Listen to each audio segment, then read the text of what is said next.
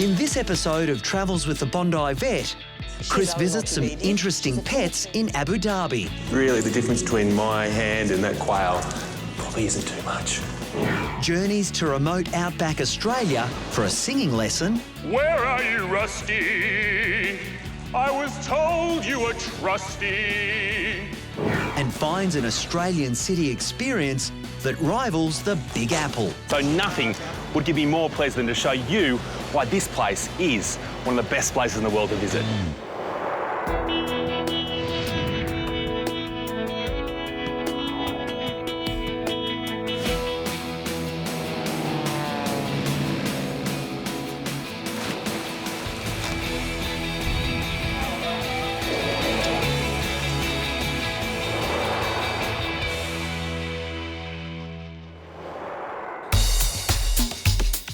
Abu Dhabi, the Middle East's new hotspot. Skylines of fresh skyscrapers, luxury hotels, temps in the high 40s. It's the capital of the United Arab Emirates, and it's less than 2 hours by road from its showy big sister, Dubai. You know, in Australia, the type of dog you have, well, it often says a lot about you. I have a Kelpie because, to be honest, me walking a 2 hour down to the park might look a little bit strange. But here in Abu Dhabi, things are a little bit different. You see, here a fox terrier isn't the ultimate status symbol. It's a falcon. In LA, dogs go on planes. Here in Abu Dhabi, it's falcons. Yes, please. That doesn't make the scene in front of me look any less strange, though. Excuse me. Hello. Yes. How you going? Can I ask you about your falcon? Yeah. Is he flying? Yeah, of course it's flying. No, I mean like on the plane. Not. Yeah, with us on the plane. Where are you going? To Morocco. Yeah. It's a stupid question. Does he have identification? Like, Yeah, he has passport. Does not. Yeah, you can see it. It's this one. Can I have a look? Wow, falcon passport. It's a male. He's from Spain. Yeah. All the different countries he's been to. This is extraordinary. So extraordinary, I want to know more about them. I'm off to the Abu Dhabi Falcon Hospital, which treats, get this, 6,000 birds a year. This is the weirdest waiting room I've ever seen. Have a look at these guys. Hello. Hi. How are you? Nice to meet you. Lovely to meet you. How are you doing? A couple of your patients waiting here? Oh, definitely, yes. They're just waiting for the checkup now. I'm not jumping the queue, am I? No, you're always welcome to jump the queue, of course. On a behind-the-scenes tour like this, you really come to understand just how important these birds are to the local culture. The cool part? Well, this is a working hospital. Follow me, please. So you do get to meet the birds in for treatment, mainly feather, beak and claw repairs. So what is it with the fancy headgear? Well, these are birds of prey, so the hoods are there to protect them from each other. I would treat one falcon a year, I reckon. But I come in here and it is like you are the teacher in front of a class of falcons. There'd be, what, 20 here? Yes, around 20. Can I ask you? Yes. You know, every class has the troublesome student. Can I make a guess as to who it is? Okay. This one here. Yes, she's our naughty lady. She's a fully trained hunting falcon, so she's just always on the go. You see that one? It is the falcon that can even hunt and kill a gazelle. So she can take down a gazelle, which would be this big off the Yes. ground. It would weigh, what, 30, 40 times what she does? Exactly. Getting up close and personal with one of these guys is just unforgettable. That incredible mobility in the neck. See, she can turn it 180 degrees. Would you like to give her something to eat? Because she's a little bit hungry. I'd love to, yeah. Shall we eat? Food. Lunch for two? Actually, I might skip it. It's all yours. Yeah? Everyone's got an opinion on hospital food. Here, they like it raw and whole. Now you can hear how she will be cracking the bones. It's quail with bones. See?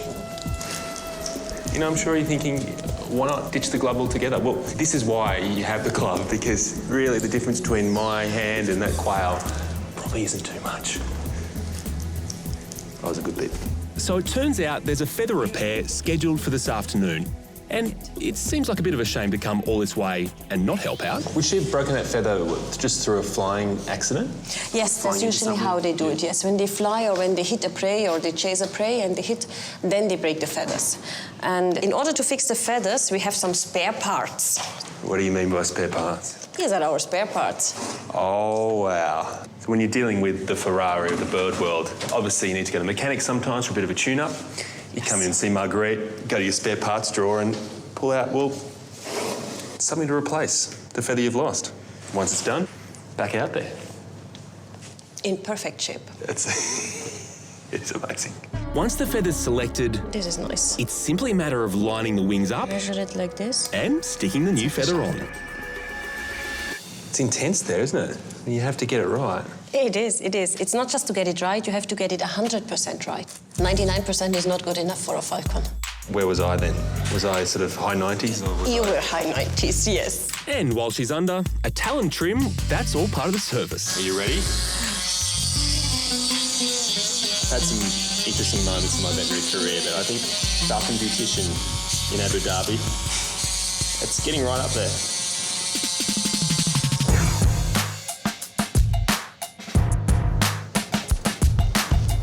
It's amazing how quickly she wakes up. Yeah. Falcons wake up much faster than, for example, dogs or cats. And once they wake up, they're fully clear. They're not dizzy. And you see she can sit already on the glove. Yeah. And we'll just remove the hood quickly and then she's fine. Testing out the new equipment. Absolutely. And she should be fine again in the afternoon for training. Thanks, Hussein. See, you're going to love Australia this time of year. You just have to behave on the plane, all right?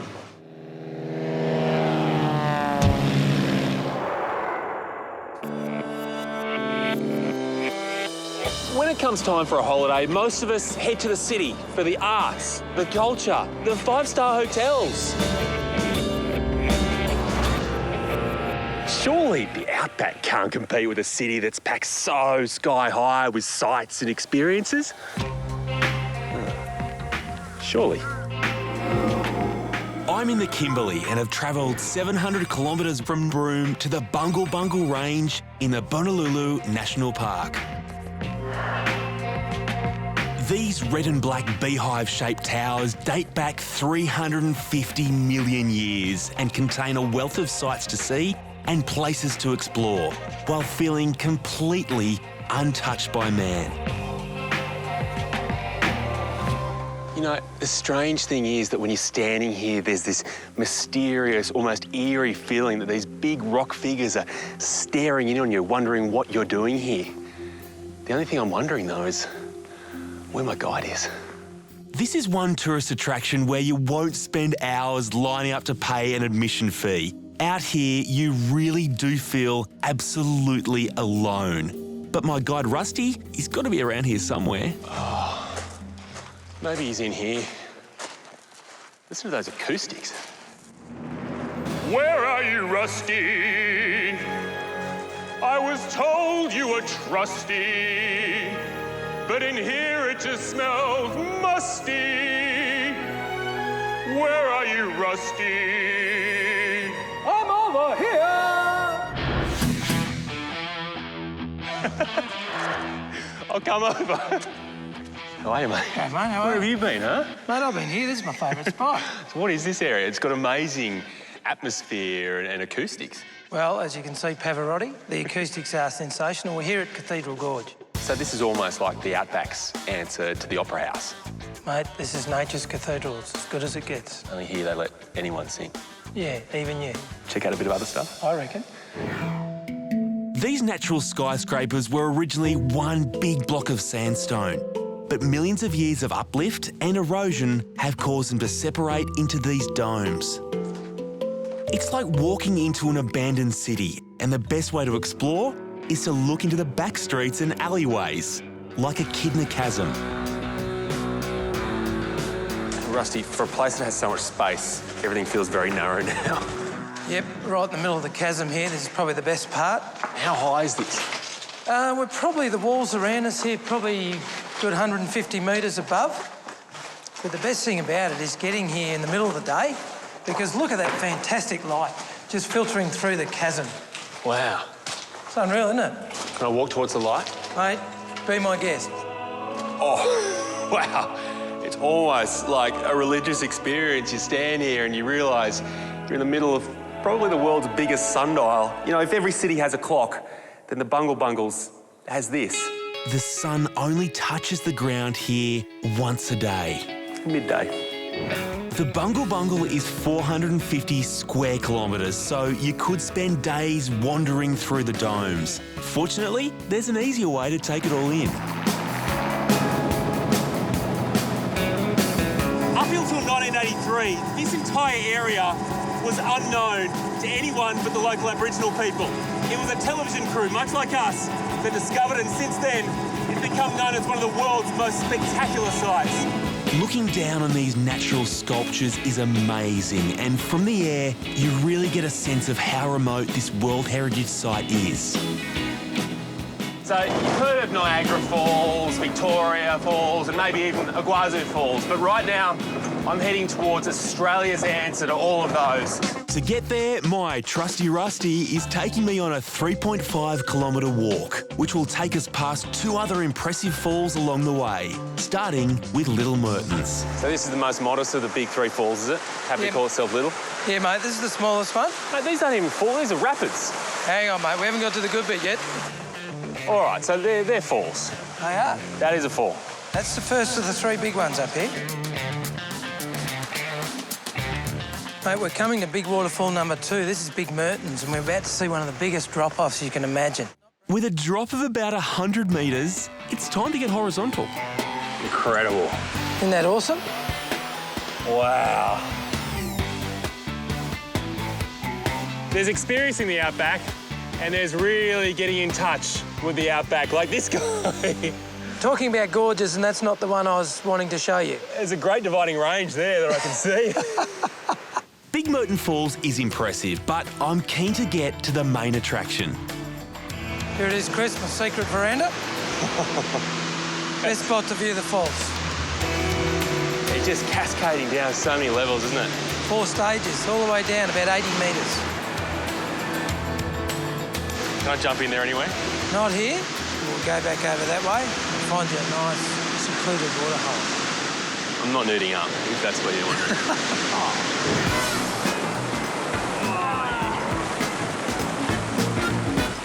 Sure, this one's not quite as big as the other waterfalls, but this one is going to be the most enjoyable. Who needs theme parks when you've got this? Hello, Rusty. Rusty, well, he's a man of the land. So I'll leave him in his element, while to get back, I'm going to take to the sky.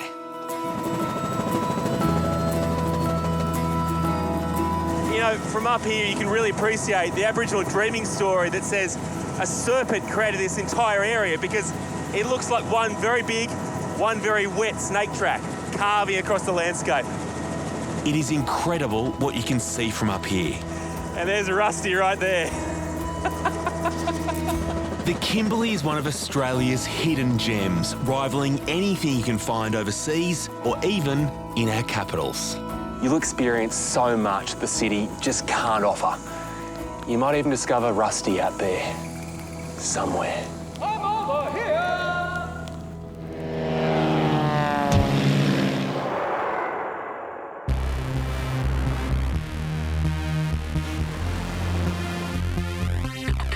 The city that never sleeps, a bustling, throbbing metropolis. If you want it, New York is where you find it. So I'm just going to go down here, make a left and a left, and I'm going to get on Hunter. Jim, what do you reckon makes New York such a special city? You can do anything you want in New York at any time. You want to see a show, you can see a show. And the food, forget about it. You know, you got the best pizza in the world. The hot dogs, I like to call them the dirty water dogs because they're better if they sit in that stand for 2 days. You get a good crunch. Jim Capone is New York born and bred. Jim, you know what worries me the most about you as a New York cabbie? What's that? Been driving on the wrong side of the road the entire time. The Big Apple isn't where I met him. Jim now lives in Newcastle, New South Wales. That's right, New Castle.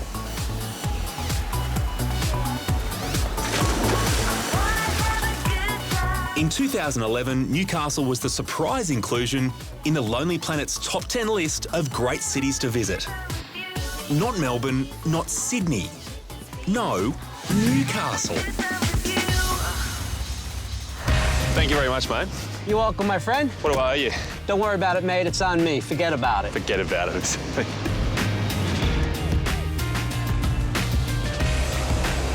Yeah, okay, I know what you're thinking. You're wondering, what is little old Newcastle doing in a Lonely Planet top 10 list, mixing it up with arguably the world's greatest metropolis, New York? Well, here's the thing. I'm actually from Newcastle. I'm a proud Novocastrian, so nothing would give me more pleasure than to show you why this place is one of the best places in the world to visit.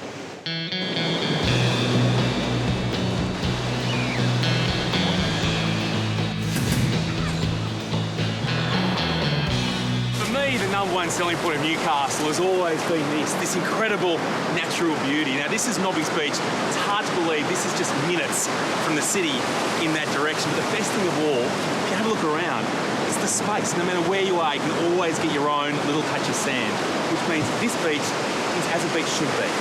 Relax.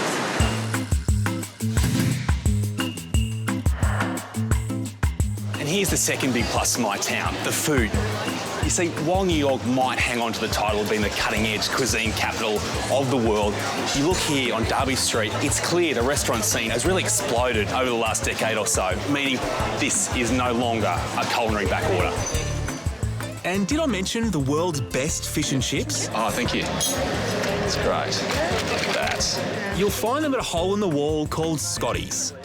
Tell them I sent you.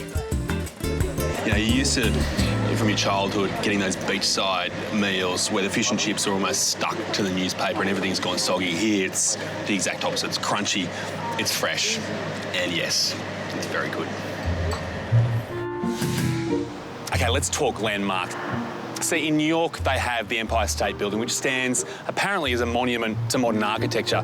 Newcastle has a slightly different slant. It has the Queen's Wharf Tower, which stands as a monument to something else entirely different. It was erected in 1988 and opened by the Queen. Should have had our eyes open over that too. And how can we talk about Newcastle without bringing up its art scene? You see, even though it may be away off Broadway, it's no cultural desert either. You see, here in the castle, we lay claim to the supergroup Silverchair, The Chair, as well as a musical show that was a hit in New York itself. Push it in. That show is the world-famous Tap Dogs. The genius behind it is former steelworker Dean Perry, and we found him at the magnificent Civic Theatre. You could hear the rhythm within the machine pumping any machine you were on, you know, and you could sit there and I could tap on tread plate or all of that sort of stuff. Toe, heel.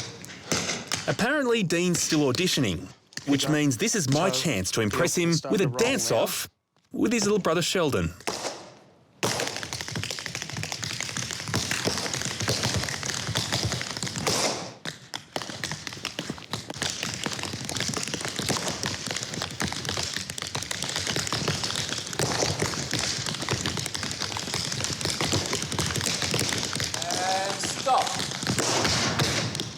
Would you say being 6'5" and having size 15 shoes, is that in some ways a hindrance to good tap dancing? No, I wouldn't say that because I've got boys in the show that are that size. Damn it.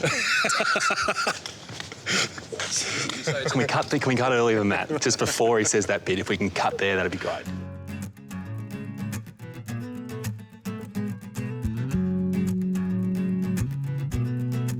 OK, I have one last trump card to play in my case for Newcastle. And you don't need any special talent for it. Oh, steep. It's back to my town's natural assets. We're around the dunes, around Stockton, getting a run up so I can get actually over the top of this one here. Try finding a sandpit as big as this in New York. Do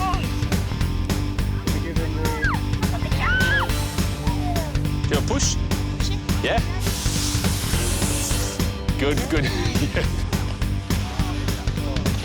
Did you bring any bandages? I'll travel with a kit, don't worry, Alan. It was my very first try at sand surfing. 안녕하세요. along with a very friendly busload of Korean tourists. They're probably looking at the blonde Australian and thinking this guy is going to know what he's going to be doing. 안녕하세요. Oh, a bit of speed now. 안녕하세요. Oh. Seem to have left the board behind and got the sand in all those places you talked about. 안녕하세요. 네, 안녕하세요. Hey, what do you think? 네. It's fun? Lots of fun? Yeah. 최고. Yeah. Said Newcastle is an amazing place and deserves to be number 9 in the list of great cities in the world. 너무 잘한다.